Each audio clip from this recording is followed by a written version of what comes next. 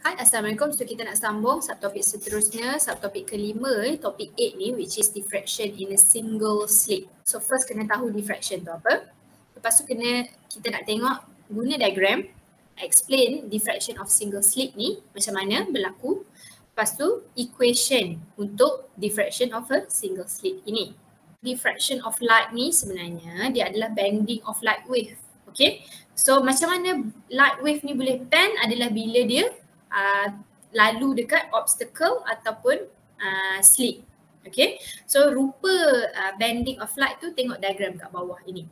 Kalau dia lalu dekat obstacle, dia akan terbend dekat bahagian yang dekat dengan obstacle tu lah. Tapi kalau dia lalu dekat slit di mana width of slit tu besar. So bila width of slit tu besar, bending of light tu tak nampak obvious sangat sebab yang terkesannya yang dekat dengan obstacle tu lah, dekat dengan slit punya penghadang tu. So yang tengah-tengah ini dia macam boleh pass through straight je. So sebab tu lah lukisan wavefront dia tu macam straight je. Tapi hujung ni yang macam bend. Okay. Tapi kalau slit punya width itu sangat kecil, kecil macam mana? Sekecil wavelength of light.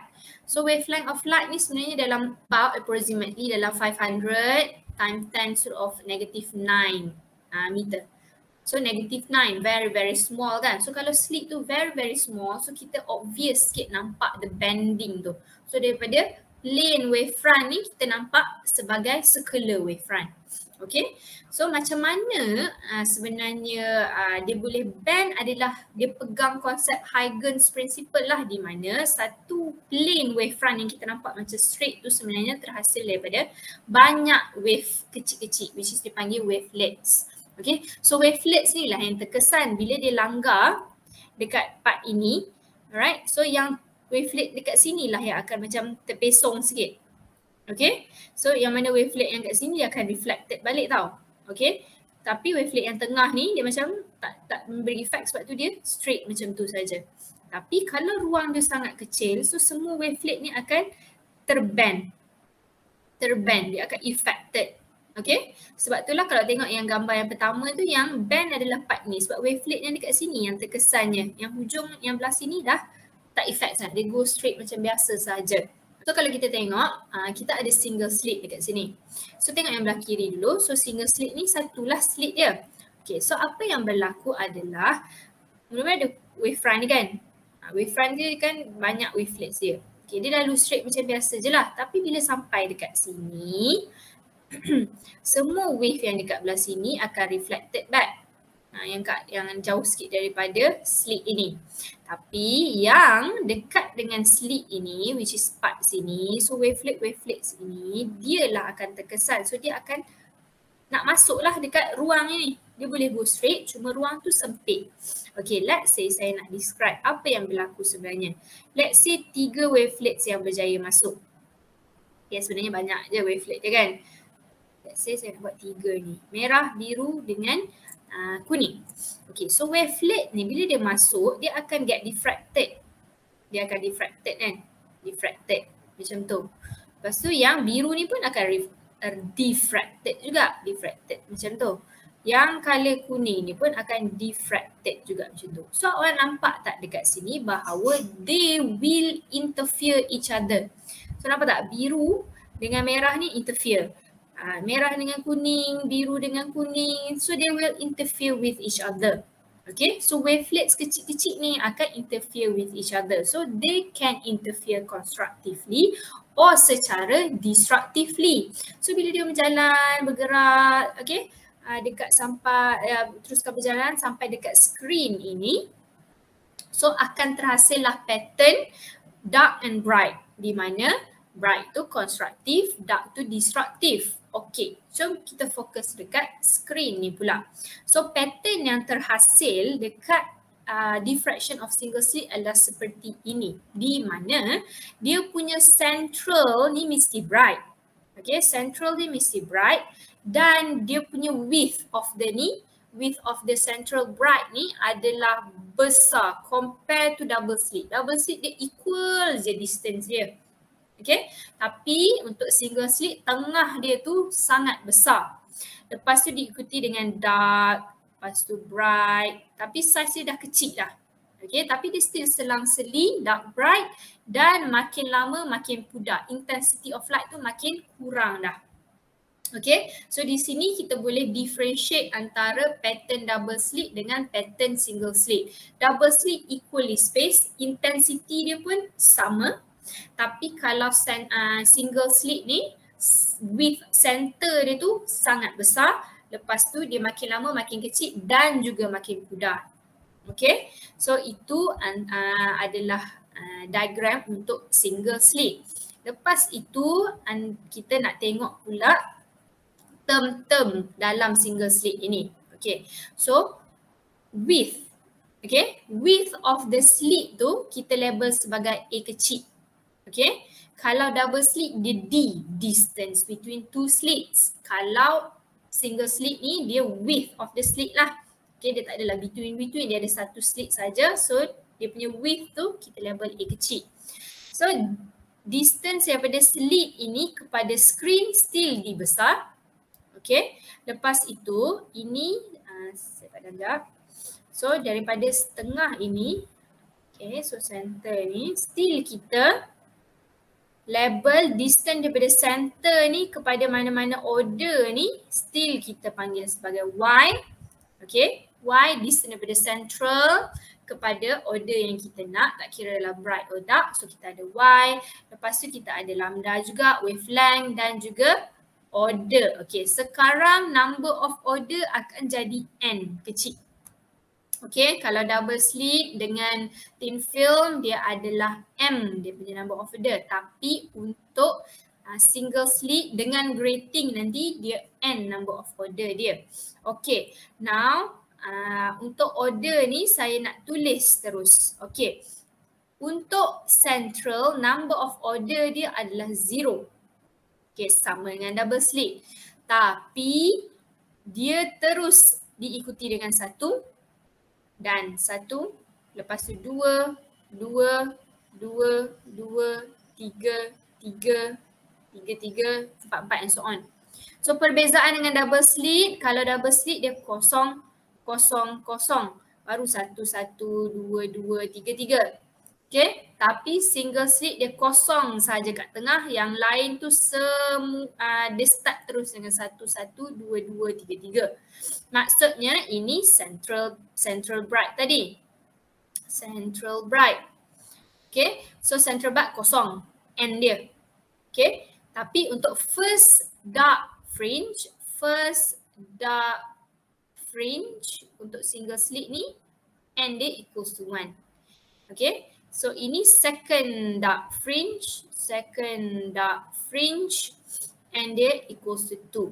So di mana anda tak perlu dah nak tolak-tolak dah, macam double slit awak kena tolak. Ni awak guna je, dia guna second dark fringe and equals to 2. Untuk bright still samalah, ini first bright fringe kan, first bright fringe and equals to 1. Second bright fringe and equals to 2. So bright senang je lah tambah. Okay, so ini susunan order untuk single slit. Okay, order dia guna simbol N kecil. Alright, so itu semua term-term yang ada untuk kita construct equation. So untuk construct equation, anda boleh refer dekat dalam nota. Okay, so saya akan simplify saja. Okay, dia macam ni. Katalah awak ada dua wavelets yang masuk.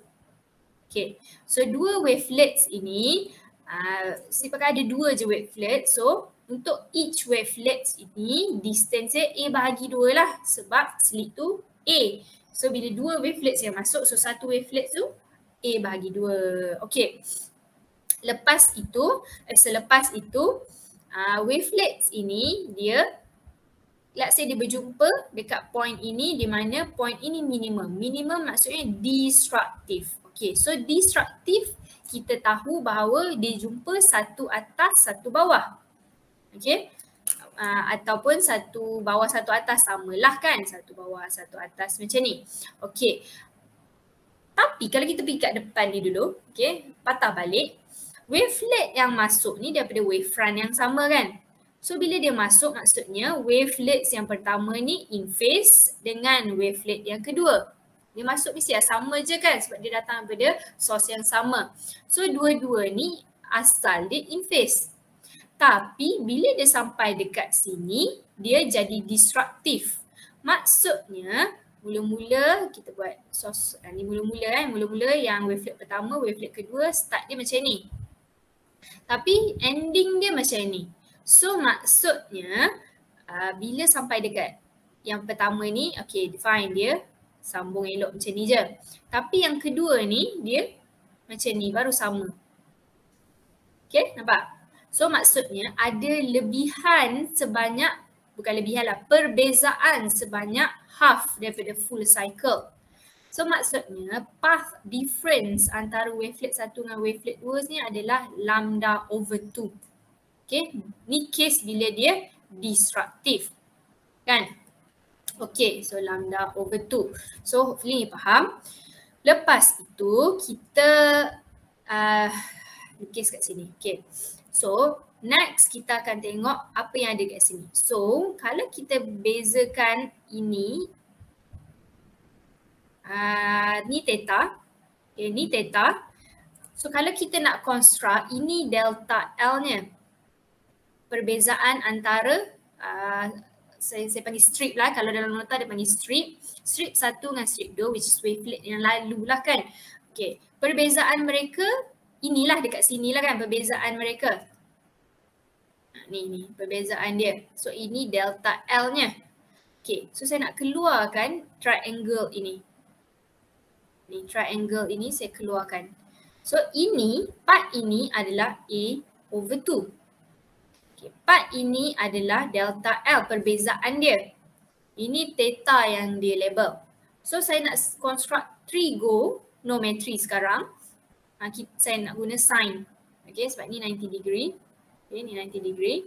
So sin theta ini, opposite dia adalah delta L, adjacent dia adalah A over 2. Okay. So saya nak rearrange. So saya bawa A2 ni to the other side. So A over 2 sin theta. So sama dengan delta L. So delta L ni saya tahu dia sama dengan lambda over 2 yang kita buat awal-awal ni kat sini ni. Tadi kan perbezaan bila dia sampai kat disruptive tadi tu. So delta L saya ganti dengan lambda over 2. So tulis je balik kat sini.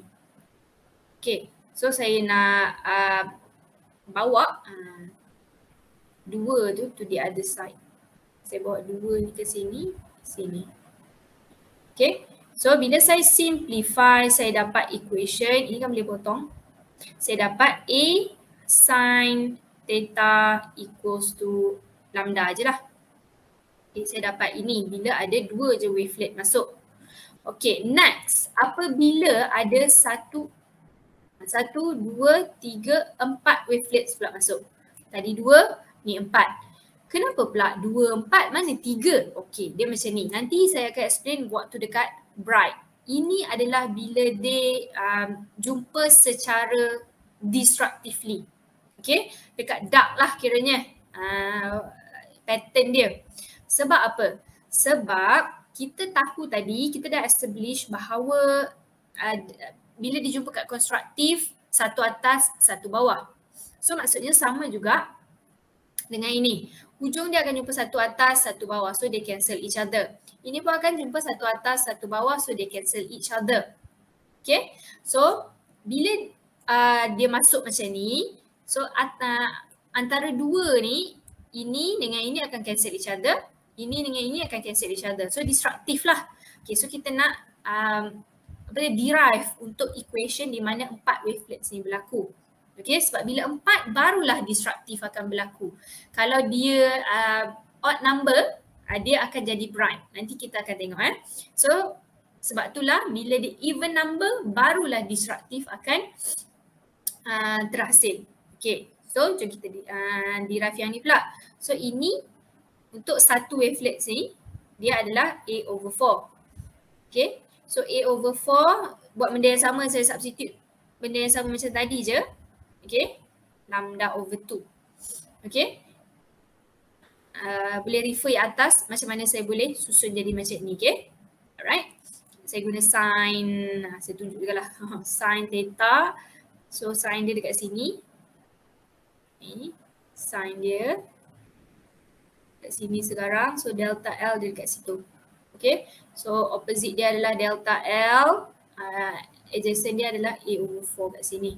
So susun saya dapat macam ni. Okay, saya nak susun balik 4 tu bawa ke sana. So akan dapat 4 pi over 2 macam ni. So saya simplify, saya akan dapat 2 pi A sin theta.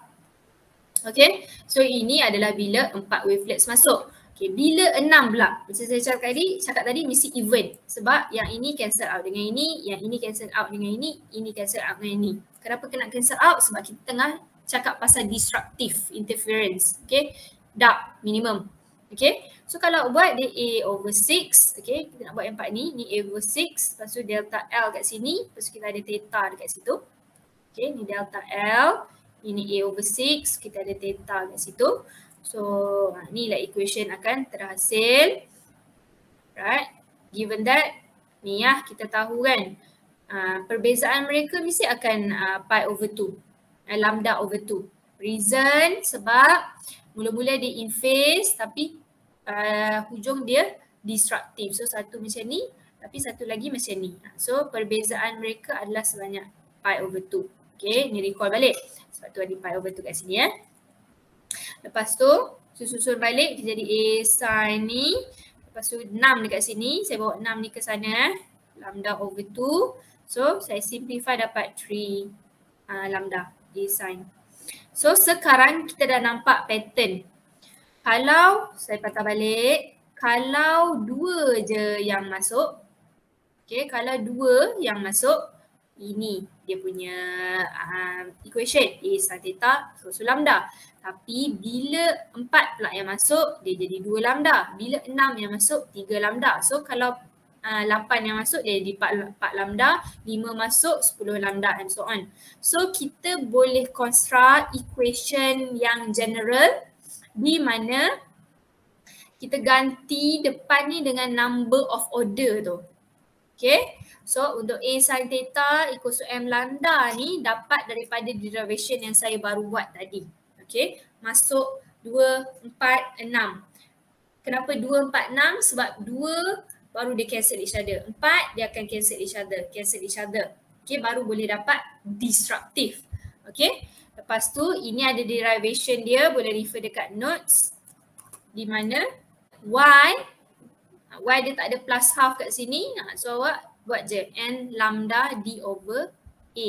Okay, A jangan D kecil. So dia lebih kurang sama macam double slit, cuma untuk dark fringe ini dia N lambda. Dia bukan N plus half lambda. Okay, dan lagi satu dia A bukan D. Alright. Okay, so itu adalah derivation untuk minimum. Minimum meaning yang dark fringe. Now kita nak tengok yang bright fringe pula.